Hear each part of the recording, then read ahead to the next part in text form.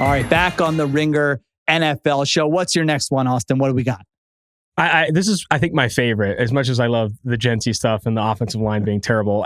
Aaron Rodgers and this Pittsburgh Steelers offense, I don't think we've seen anything like it. 71% of Aaron Rodgers' yards have come after, and this 73% in just the game in Dublin, but 71% on the season have come after the catch. Highest of any player this year by over 13%, and highest of any quarterback in weeks 1 through 4 this millennium. He's got the fastest time to throw in the league, fastest of his career. He's got the lowest average depth of target in the league by almost a full yard. They're using DK Metcalf in a completely new way. Like, they are playing, I think, a style of offense that Rodgers, at 41 years old, surprisingly older than Joe Flacco, needs to play because he doesn't want to get hit, can't move with his feet anymore, like just can't extend plays. Like, he needs to get the ball out fast. That when they go against better teams, because I think their schedule to start the season has been like very underratedly easy, they go against better teams, like even that Browns defense that they still have to play twice. I know the Ravens defense isn't what it was, but like as they go, they got the Chargers later on the schedule. I think you're going to see like really, I was hearing, I think you're going to see how much the Steelers offense is fake when you start to go against more playable defenses, because they're 3-1 to start the season. It's probably exceeding people's expectations. I know some people thought the streak was maybe going to end for Mike Tomlin and the winning record, but like, I don't know if this I was style one of those people. I'll just listen. If you listen to the show, I don't know if Austin was subtweeting me or what.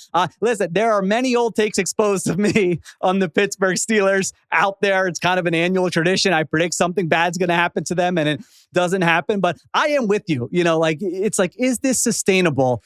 And just the depth of target you mentioned. So Rodgers is under 5 yards, his average pass. Do you know how many quarterbacks in the last 15 years have gone through a season with an average depth of target under 5 yards? I'm going to say 2? The answer is 0, Austin. Okay. This hasn't happened. So no, it's not sustainable. The closest we got was Alex Smith in 2020. That was 5.1.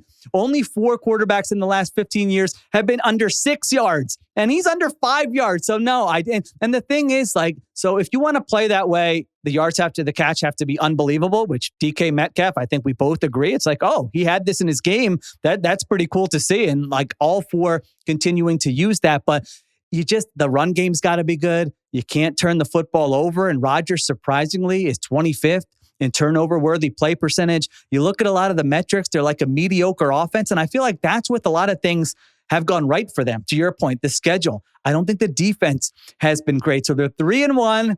The rest of the division has a lot of issues. So they definitely have a chance. But I'm with you. I'm still kind of selling that what we're seeing with the Steelers team, and specifically the Steelers offense, that it's real.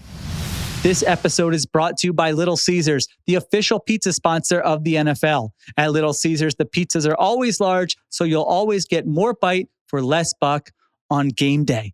I'm not high maintenance. I'm a simple guy. Just give me a plain cheese, like they said, large. Eat it all day, eat it for lunch, come back, have a little slice later in the afternoon for dinner. I mean, what's better than that? And right now you can get 15% off orders over $15 on NFL game days with code GAMEDAY.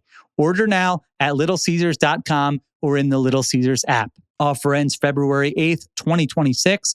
Offer good at participating Little Caesars stores, on app and online orders, excluding third-party online sites, with an online purchase of $15 or more. Only available on NFL game days. Enter promo code at checkout to get 15% off your online order. Max discount $5. Limit 1 person per day. Cannot be combined with any other offers, plus tax where applicable. Prices may vary. Delivery available from participating locations with online orders only. Copyright 2025 LCE Incorporated.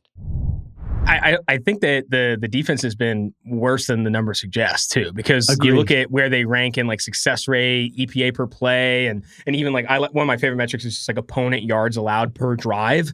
They rank bottom 3 in a lot of those metrics. Where they've had success is forcing turnovers. I think 3 of them have come off of Cameron Hayward tip passes, and like 3 of them also came inside like the 20-yard line against the Pats. Like I think it's been a volatile, weird start to the season. I think Aaron Rodgers lost a fumble against the Vikings, but that play was nullified by penalty. He lost another fumble that bounced right into Broderick Jones' hands, and they still ended up getting a first down. You go back to week 1, remember that pass that hit DK Metcalf and then another player and then landed in DK Metcalf's hands? Like, they've had a crazy, lucky start to the season. I don't ultimately think a lot of this stuff is sustainable. DK Metcalf, I mentioned how they're using him. I think maybe it makes sense. It's the lowest ADOT by a lot, like almost like cut in half what he's had in his career. And I think getting him on slants, getting him on screens. The other average depth of target number I like for this that is like insane to me, they're throwing on average 4.7 yards short of the sticks, which is 1.5 yards shorter than any other quarterback in the league. You look at some of these long third downs, the amount of times that Arthur Smith is trusting Rodgers to actually deliver a ball beyond the six is very minimal. Like 3rd and 11, 3rd and 8 plus, this guy's throwing screens, slants, stuff over the middle. They're getting a lot out of Jalen Warren, making plays with the ball in his hands. Like, watching back this tape, it is honestly disgusting. And I think that the Steelers have had some very lucky turnovers on defense, and the style of offense that they're playing against the defenses that they've had, they've been able to have success. I think when they go against better competition, I think someone mentioned, I think it might have been on the Bill Simmons podcast or the Ringer Gambling Show, they feel like, to me, like a team that's going to make the playoffs and then get blown out in the wild card round. That feels like the trajectory for this Pittsburgh Steelers team.